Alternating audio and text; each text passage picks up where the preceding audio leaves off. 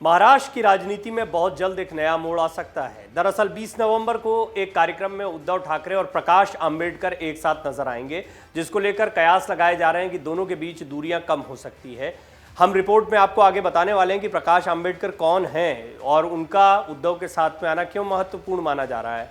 प्रकाश आंबेडकर और उद्धव के एक साथ आने के पीछे की कहानी क्या है, ये भी हम आपको बताएंगे।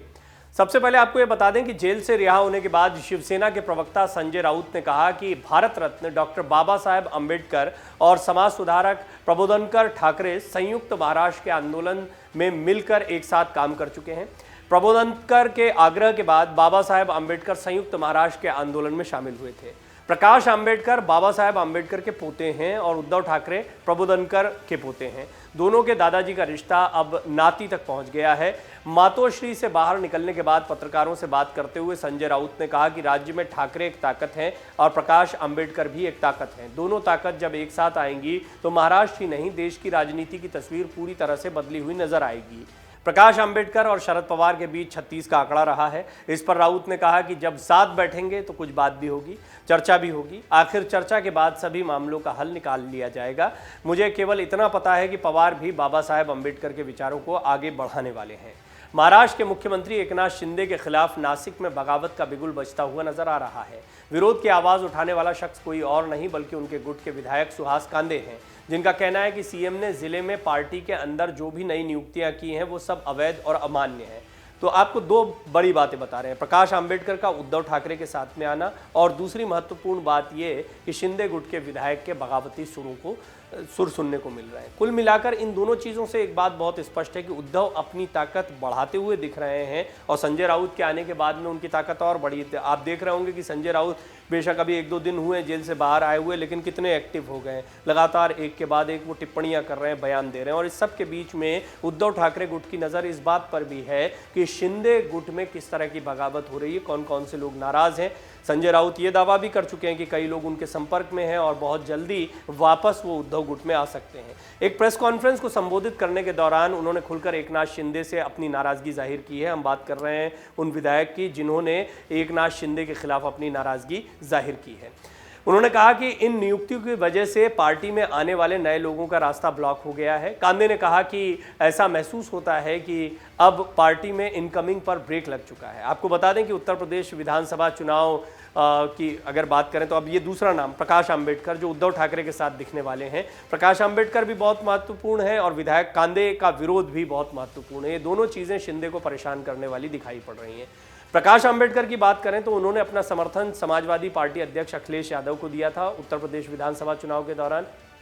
इस दौरान उन्होंने बीजेपी पर बड़ा आरोप भी लगाया था। उन्होंने कहा था कि केंद्र की आरएसएस बीजेपी की सरकार ईडी, इनकम टैक्स और सीबीआई जैसी एजेंसियों का इस्तेमाल विपक्ष को खत्म करने के लिए कर रही है। प्रकाश आंबेडकर ने कहा कि बीजेपी 2024 का लोकसभा चुनाव जीतकर देश के संविधान को बदलने की कोशिश में है।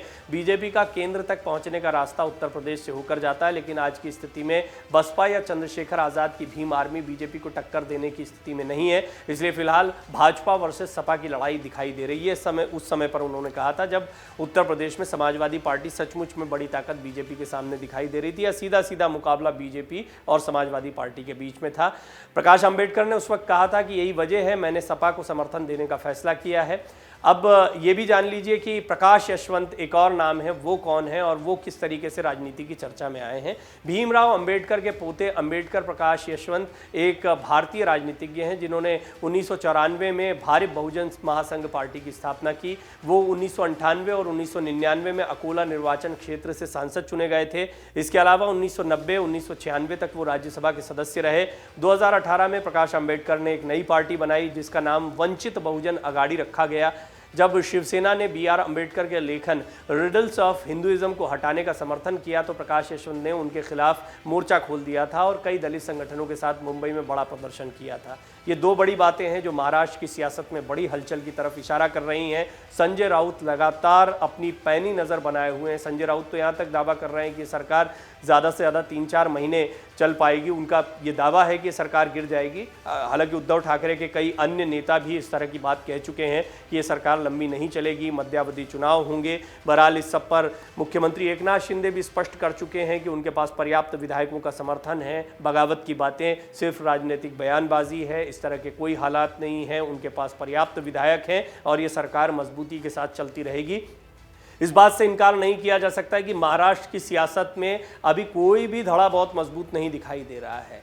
पहले उद्धव ठाकरे एक के बाद एक झटके खाते गए। सरकार तो गई, पार्टी की पहचान भी जाती रही। खासतौर पर अगर बात करें अंतरिम आदेश की, तो चाहे वो उपचुनाव की बात हो अंधेरी के या फिर बीएमसी चुनाव की बात हो, इन दोनों ही जगहों पर पार्टी का नाम, चुनाव चिन्ह, इन दोनों से हाथ धोना पड़ा उद्धव ठाकरे को भी, एकनाथ शिंदे को भी। लेकिन एकनाथ शिंदे बगावत करके अलग हुए हैं, तो पार्टी पर उनकी दावेदारी के लिए उनको लड़ाई लड़नी है। सरकार बनाने में वो कामयाब रहे, मुख्यमंत्री बनने में भी कामयाब रहे हैं। बहरहाल इस सब के बीच में बाबा साहब अम्बेडकर के पोते का एक बार फिर उद्धव ठाकरे के साथ मंच साझा करने की खबरें आना हो या आगामी कार्यक्रम में उन दोनों का साथ में दिखना हो, इन दोनों की नज़दीकियों की बात हो, ये बताता है कि एक समाज विशिष्ट में उनकी भी अपनी पकड़ है। अम्बेडकर के पोते हैं, तो कहीं ना कहीं उद्धव ठाकरे अपनी राजनीति की दिशा को भी स्पष्ट करते दिखाई दे रहे हैं। और इस सब के बीच में जो शिंदे के विधायक कांदे की नाराज़गी की, ये जो नाराज़गी कांदे जता रहे हैं, ये कोई एक नाराज़गी नहीं है।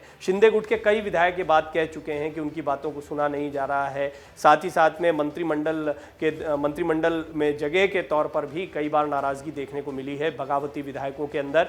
और फिर इसके बाद में ये कयास लगाए जा रहे हैं कि क्या एक बार फिर शिंदे गुट में बगावत हो सकती है। कुल मिलाकर शिंदे के लिए परेशानियां बढ़ती दिखाई दे रही हैं। उद्धव ठाकरे अपनी रणनीति के साथ में आगे चल रहे हैं। एक और महत्वपूर्ण बात जो दिखाई देती है वो ये कि संजय राउत, उद्धव ठाकरे दोनों अभी इस वक्त फडणवीस के खिलाफ कुछ बोलते नहीं दिखाई दे रहे हैं। संजय राउत खास तौर पर वो तारीफ भी करते दिखाई दे रहे हैं देवेंद्र फडणवीस की। तो आने वाले दिनों में क्या महाराष्ट्र में सियासत के समीकरण बदल सकते हैं, ये एक बड़ा प्रश्न जो है सभी के सामने खड़ा हुआ है। हाँ, ये तय माना जा रहा है कि बीएमसी चुनाव तक तो जो स्थितियां अभी हैं वही रहेंगी और बीएमसी चुनाव में उद्धव ठाकरे वर्सेस बीजेपी शिंदे गुट देखने को मिल सकता है। अगर आप ये वीडियो YouTube पर देख रहे हैं तो हमारे चैनल को सब्सक्राइब करें और बेल आइकन को दबाना ना भूलें। अगर आप Facebook पर ये वीडियो देख रहे हैं तो हमारे पेज को लाइक करें। डाउनलोड करें अमर उजाला ऐप और पाएं खबरें लगातार।